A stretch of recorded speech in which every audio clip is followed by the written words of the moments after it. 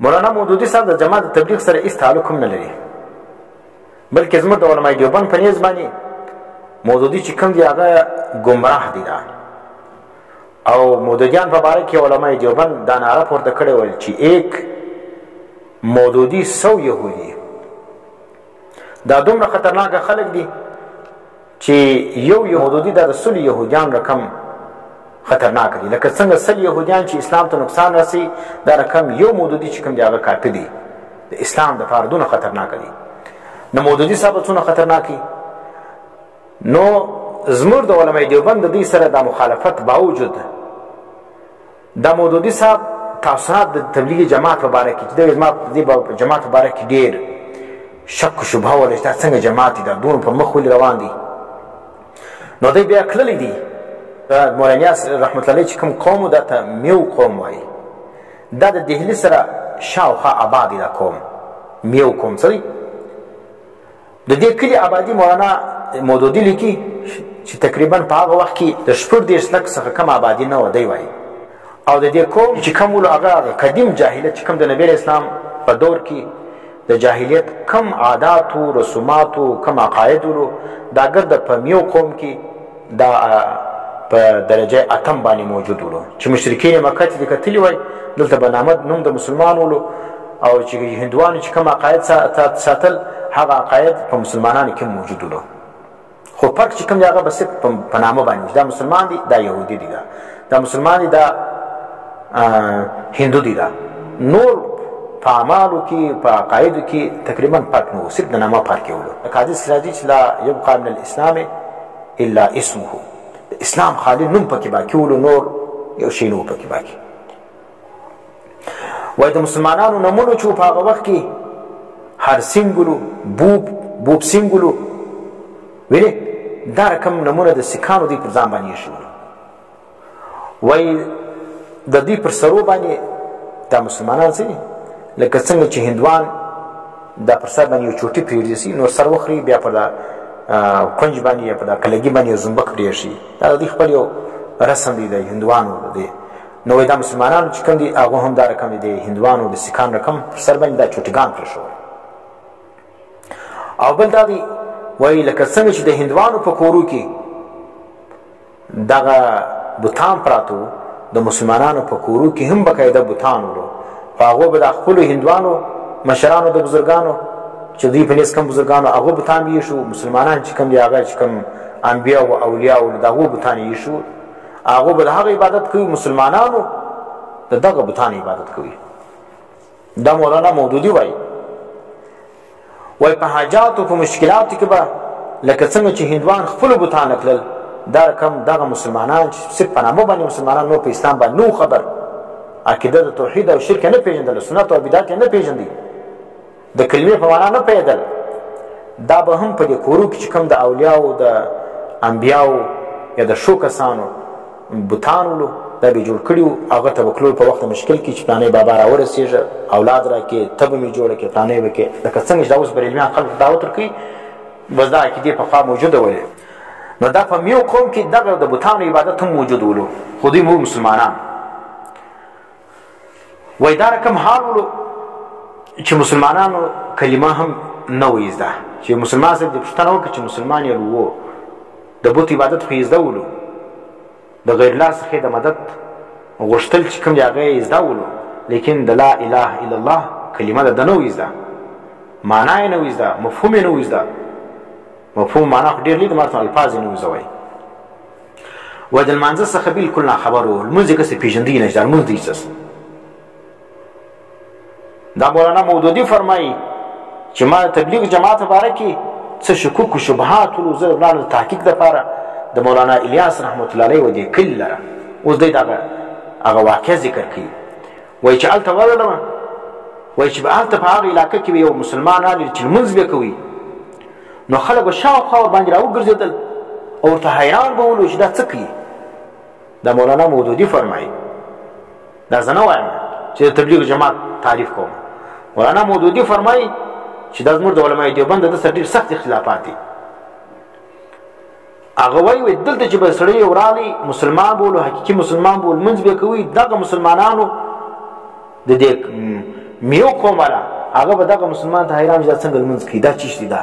ورته حیران به چا به ویل په نس یې درد دی، چا ویل دا لیونی سوی دی چې بار بار ولاړېږي کښېني. دا الفاظ نه وایم، دا زه دروغ نه پسې وایم، دا مولانا مودودي وایي هغه خلکو به دا فرمایل چې د دا سړي په نس کې درد دی یا لیونی سوی دی چې دا پورته کېږي کښته کېږي. د لمانځه څه چې د اسلام یو اهم رکن دی د هغه څه دونه قدر ناخبره وو. او بیا فرمایي وایي د زمانه جاهلیت ټول وحشیانه عادتونه چې هغه ټولو چې پر آس په اوبو باندې به جنګ سره کوي، نجونې به دفن کولې، دا رقم وحشي عادتونه دا ټول د وجه اتم په دې قوم میو قوم کې چې کوم دی هغه موجود وو. او وایي د طهارت چې کوم ابتدایي اصول دي لکه استنجا او دس دا شان هم نه پېژندل. ډوډۍ ته به لاس پرېنځې وینې او دس به کوې، دا طهارت یا غسل پر څه واجبېږي دغه شان دس معلوم نه و چې غسل دا اوس هم دلې شته. زموږ د دې عام مسلمانان په دې نه پوهېږي چې غسل پر څه واجبېږي، اودس په کوم شي باندې ماتېږي، په کوم شي مکروه کېږي. د اودس اقلابیان ګزاره کوي، لیکن د غسل په مسایل باندې اوس هم زما یقین دی چې په سلو کې تقریبا 60% چې کوم دی هغه دا رقم مسلمانان دي، دا رقم عوام دي چې ولکه په دا پوهېږي چې غسل پر څه واجبېږي، په کوم حال کې به انسان غسل کوي، او بیا په غسل کې څو فرایض دي په دا نه پوهېږي. واده یې کړي په غسل نه پوهېږي چې غسل څه ټایم کېږي، په نصاب باندې څه ټایم واجبېږي. نو هغه میو قوم چې کوم دی دا هم د طهارت د ابتدایي اصولو څخه دی ناواقف وو. او دا فرمایي مولانا مودودي لیکي وایي ښځه او نر دا به نیم برهانه چې کوم دی هغه به ګرځېدل، په دې کې شرم و حیا نه وله. مینه نیم بدن چې کوم دی هغه به لڅ، نیم بدن چې کوم دی هغه به پټ وو. دا رقم په دې کې چې کوم دی هغه غلا رهزني د لارې نیول، پر لار به ولاړ ولو، بس د خلکو سیمالونه لوټاول، دا د مسلمانانو کارونه وایي. نو دا چې شلو حیا هم نه و پکښې، غلا هم پکښې وله وینې، او دا رقم ډاکوګان ولو، دغه کارونه په دې کې ډېر سخت موجود ولو. نو په دا رقم معاشره کې مولانا الیاس رحمت الله علیه ته ګورې چې څه رقم کار کوي. بیا ذکر کوي وایي په دې معاشره کې په دا قوم میو قوم څه دی، په دغه قوم کې چې کوم دا تقریبا ما ټول چې 30 لاک آبادي یې وله. دا نو په دا یوه کور کې نه ده، په دا ګرد علاقه کې دا چې 30 لاک آبادي کې چې کوم دی هغه د عادتونه شروع ولو. و د دې قوم څه دی او وحشیاني عادتونه په دې قوم کې دا موجود و چې پر ښځه باندې، پر حیوان باندې یا پر یو بل شي باندې به چې د دوی سره دښمني سوله، دا سلسله د دښمنۍ به بیا په کلو دا جاري وله. 10 کاله مخکې، 20 کاله مخکې، 50 کاله مخکې چې به بدیانې ولې دا به تر اوسه جاري ولې. او بل دا دی انګریز چې پر دې علاقه باندې رالی، انګریز هم په دا علاقه باندې امن و امان قایم نه کوي. لکه څنګه چې پر افغانستان باندې امریکې 20 کاله حکومت وکړي، یو ذره امن یې نه راوستی. دا رقم ایسټ انډیا کمپنۍ برطانیې چې پر بر صغیر باندې قبضه وکړه، نو مولانا مودودي لیکي چې پر دغه علاقه باندې دا د میو قوم چې کوم علاقه مولانا الیاس رحمت الله علیه چې دغه تحریک بابرکت تحریک تبلیغ د دې ځای څخه شروع کړي. وایي انګریز هم دا خلک داسې غلولو چې یو څوک چې کوم دی هغه پر امن نه ولو، غلاوې شروعولې، لارې نیولې. نو انګریز چې کوم دی هغه هم په دا علاقه کې امن قایم نه کوي. نو اوس دا رقم حالات، مشکل حالات، عقیده هم نه ده برابره، اعمال هم نه دي برابر، خلک لمونځ نه پېژني، اودس نه پېژني، او خلک لمونځ ته لیونتوب وایي یا د نس درد وایي، په اوداسو په غسل نه پوهېږي، شرم و حیا نسته پکې، غلي دي ګرده، او پر کشنی خبره باندې په کلو دشمنیان دي په دا رقم قوم کې. او انګریز بلا پر دې باندې چې انګریز رالی پر دې علاقه باندې د علاقه قبضه کړه، هغه هم په دې علاقه کې امن نه کوي قایم. نو په دا وګوره دغه ماش د پس منظر د ذکر کوي، دا مولانا مودودي ذکر کړی دی. هغه وایي چې په دا رقم علاقه کې مولانا الیاس رحمت الله علیه چې کوم دی هغه دغه د تبلیغ کار شروع کړي. نو 10 یا 12 کاله په مختصر مدت کې، 10 کاله یا 12 کاله، دا څونه مدت دی چې د خلکو 50 کاله هغه دښمنۍ سره دغه ولې پر یو خبره باندې یا پر ښځه باندې یا پر حیوان باندې دښمني و، هغه 50 کاله سلسله. نو چې خلک دومره قدر جاهل فرکشني خبره باندې 50 کاله 70 کاله د دې دښمنۍ سره جاري ولې، دغه قوم جاهله قوم دغه څونه سخت جاهله قوم په لس کال کې مولانا الیاس رحمت الله علیه د دې علاقې هغه دغه چې کوم د نقشه بدله کړه بالکل لکه ورکه چې پر دا بله خوا راوړی لس کاله مخکې یو رقم ماحول و لس کاله بعد چې مولانا الیاس رحمت الله علیه دا تحریک شروع کړي دا اصلاحي کار یې شروع کړي لس کاله بعد بیا هغه خلک یکسر بدل سلو وایي په دې لس یا 12 کاله کې تقریبا هلته 2,500 مدرسې قایم شولې مولانا الیاس رحمت الله علیه چې دا میو قوم چې دومره جاهل و ما چې ذکر کړ په دا قوم کې چې د خواري وکړله محنت یې وکړي په 12 کاله کې 2,500 مدرسې قایم شولې نو اوس دا اعتراض چې خلک کوي چې تبلیغیان د مدارسو مخالف دي یا د علماو مخالف دي دا پروپاګاندا یې دروغ ده دا مولانا مودودي لیکي چې مرته د علماء دیوبند د سره ډېر سخت اختلافات دي هغه د تبلیغ جماعت مبارک لیکي چې مولانا الیاس رحمت الله چې دا محنت وکړي د تبلیغ د دعوت او تبلیغ د هغه په نتیجه کې 2,500 مدارس چې کوم دي هغه په دې 10 کال کې بیا قایم شولې او د دې دعوت او تبلیغ د کار په برکت سره دا میو قوم چې کوم دي په دې کې بیا علما هم پیدا سلو مبلغین هم پیدا سلو بقاعده یو منظم کار بیا شروع سلو او مولانا مودودي لیکي په دا کلو کې چې ما وکتل یو داسې علاقه مې نه کپیدا چې هلته د یو کوچنی بیلمانځه وي د مولانا الیاس رحمت الله علیه د دې دعوت او تبلیغ د کار په برکت باندې مولانا مودودي څه لیکي هغوی زه چې لاړم بیا ما یو کلی داسې نه ولي چې د هر کوچني څه مو پوښتنه وکړه هغه به لمونځ زده ولو او لمونځ یې په جماعت باندې کوي نو مولانا الیاس رحمت الله علیه د کار په برکت سره چې پر کوم ځای باندې به خلکو بیا پسونه تړل پر هغه ځای باندې اذانونه او جماعتونه شروع سلو وینې معنا هلته خلک مسجدونه جوړ کړلو او دا رقم بیا اذانونه شروع سلو او جماعتونه شروع سلو دا رقم مولانا مودودي لیکي وایي چې پر یو لار باندې به ته روان بیا یو سړی به دې ودروي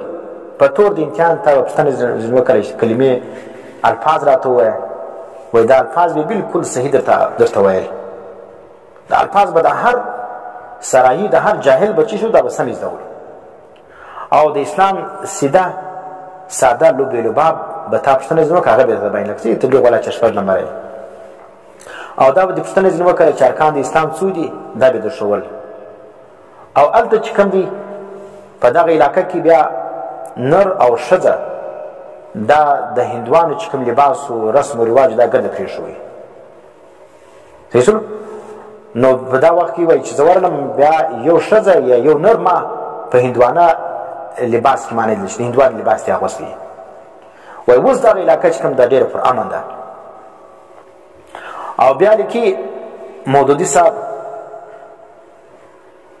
वही रदा अल्फाज हकीकतन इस नौइयत की तहरीक हिंदुस्तान की इस्लामी तारीख में या तो शेख अहमद सरहंदी मुजद्दिद अल्फसानी ने उठाई या शेख या हजरत सैयद अहमद शहीद बरेलवी रहमतुल्लाह अलैह ने इसका इह्या किया। मौलाना इलियास साहब को अल्लाह ने उसे ताज़ा करने की तौफीक बख्शी। नमो खुलासा दास मौलाना मौदूदी फरमाई मातुश में सर ढेर इख्तिलाफात मौजूद दी वल्फज़्ल मा शहिदत बिही आदा फजीलत हगه دی چې ستا دشمن هم دا وایي چې دا کار تا ښه کړی دی چې دشمن دی ګواهي درکړي نو په پوه چې دا ډېر ښه کار دی. نو تبلیغ د جماعت د حقانیت ګواهي دا مودودي صاحب هم ورکړې ده. هغه